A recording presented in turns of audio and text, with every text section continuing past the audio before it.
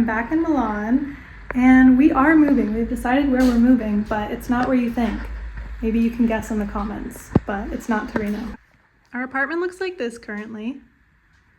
We're slowly packing up. We have a couple weeks to get everything together. We also just went to the market this morning and we picked up a bunch of stuff that was discounted because it was sitting there when the market was about to close. So these peaches are a little bruised, but I'm gonna use them to make a nice peach crumble, which I will show you.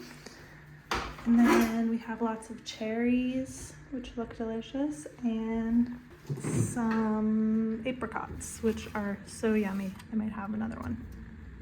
And he's eating more peaches. It's stone fruit season, so I decided to make peach crumble this week. It's our last week living in Milan. How do you feel? Stoned. Stoned. First step is washing and peeling all of these bad boys. This recipe is gonna be a little bit gastritis friendly. I'm using normal sugar, but you can use maple syrup as a substitute. I'm also gonna use some normal flour, but you can use oat flour, almond flour, any gluten-free flour that you like.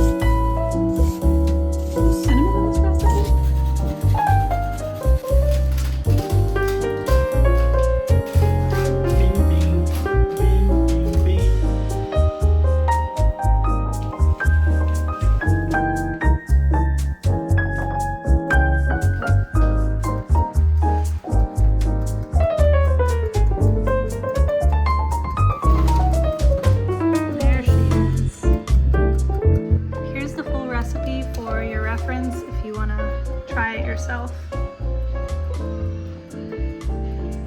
Finished product. I'm just going to let this sit for 15 minutes before we cut into it and give it a try.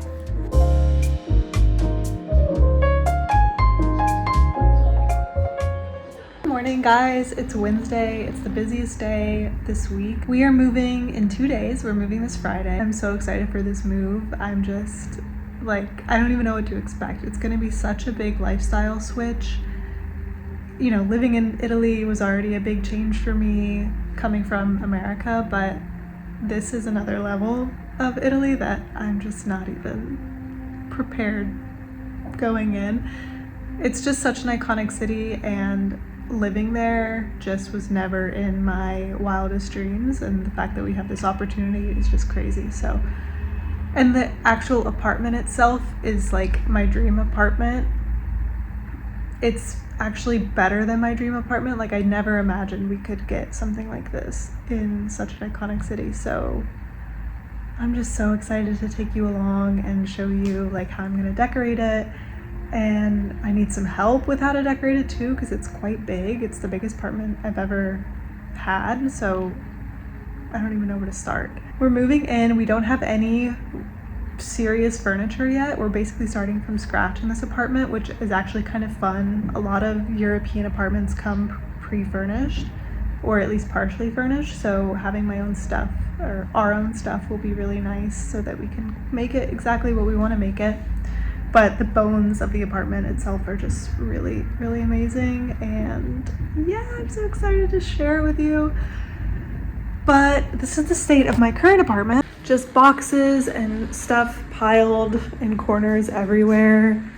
It's very overwhelming. We don't even have that much stuff, but we're just trying to figure out like the best plan of action. So today and tomorrow are big packing days, obviously, because we leave on Friday. So I'm trying not to get too stressed out, too overwhelmed. Today I have a lot of work things that I want to tie up before I kind of end my work week. And then tomorrow is going to be like the big, serious packing everything up, throwing stuff out that we don't need, donating stuff day. So today is more so getting myself organized, getting myself in order, and then tomorrow is the big pack. and Friday we move. Friday and Saturday will be like the moving days because it's kind of a far drive. And yeah, that's that. First though, before I start anything work related, I am gonna make my husband his favorite breakfast because he just had a test this morning that he's been prepping for a while, so I want to treat him when he gets home. They're like Dutch baby pancakes. I used to call them blow up pancakes when I was little, so that's what I call them. But Dutch baby pancakes are when you put in the oven and they kind of expand.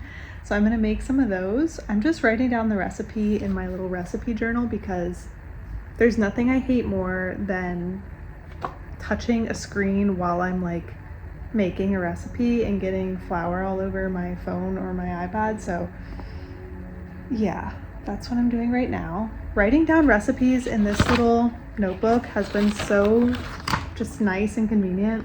Every recipe that I want to try from like TikTok or Pinterest or something, I just jot it down in here and then I modify it as needed. But I really just like having like a physical recipe notebook. It's just a really nice way to store all my favorite recipes in a way that's not overstimulating. If you are wondering, this is not a gastritis friendly recipe. As I am healing and as people heal gastritis in general, you can be less and less restrictive with your diet. In fact, that should be the goal, to be eating as diverse a diet as possible, so long as your symptoms in your body can handle it.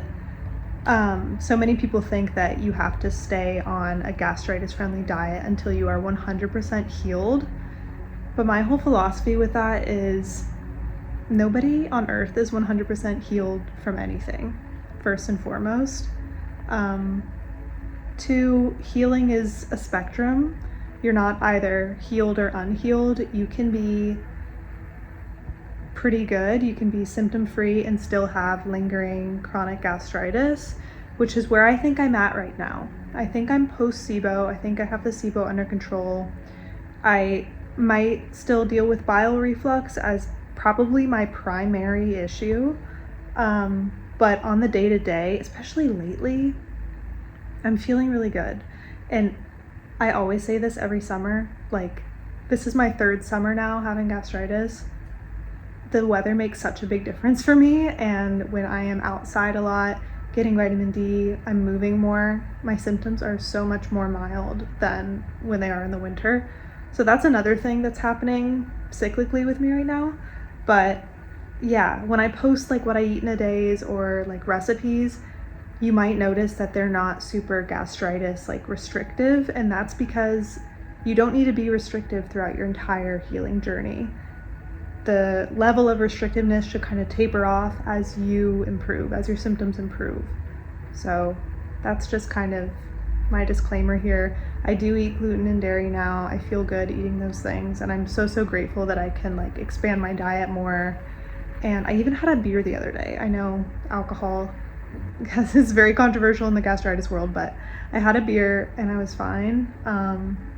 That's not me condoning drinking when you have gastritis, but I'm just saying like being able to like make normal life decisions without overthinking it is really wonderful, both for my mental health and just for like, yeah, living life and kind of getting back to not normal, but a new normal. And that's what healing is really about.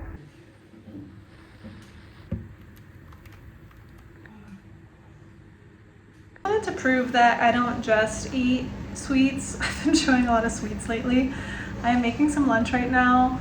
Just cut up some zucchini and bell pepper, and I'm boiling some potatoes. I boil my potatoes for like 10 minutes and then I stick them in the oven. I actually smash them and put a little olive oil and salt, and that's the best way to make a potato.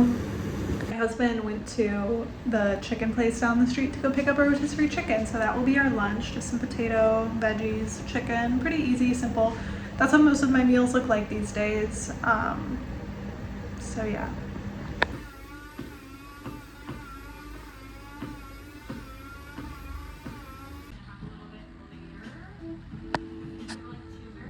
It's moving day. I'm absolutely exhausted already. We've just been packing all day yesterday. This is everything we own. is right here. We just went to go pick up the van, so we're gonna load the van and then get driving to, have you guessed where we're going yet?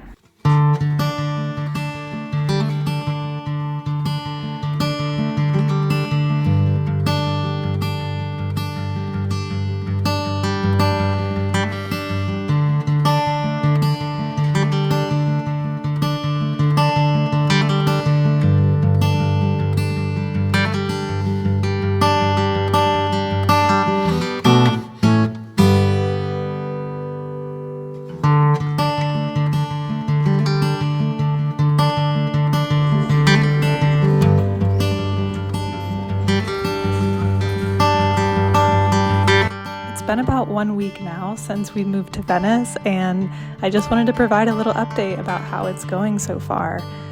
I feel so happy waking up here every single day. It's still new and novel, so maybe that will fade eventually, although I don't really foresee that happening. It just seems like one of those things I'll never really get over. The past year and a half living in Milan was kind of difficult for us. We didn't really feel like we belonged there, and we didn't really feel like we had a real purpose for being in Milan. We sort of just wanted to try it out, which is kind of how I like to live. I like to try and live in as many places as possible. I haven't stayed in the same place for a very long time, my whole life, except for my childhood home. I spent most of my 20s moving around, but after just 1 week here, I feel like we really made the right decision. The community here is just so strong, and it just feels already like a good decision for our lives. So I'm so happy, and I'm excited to share the rest of this journey with you.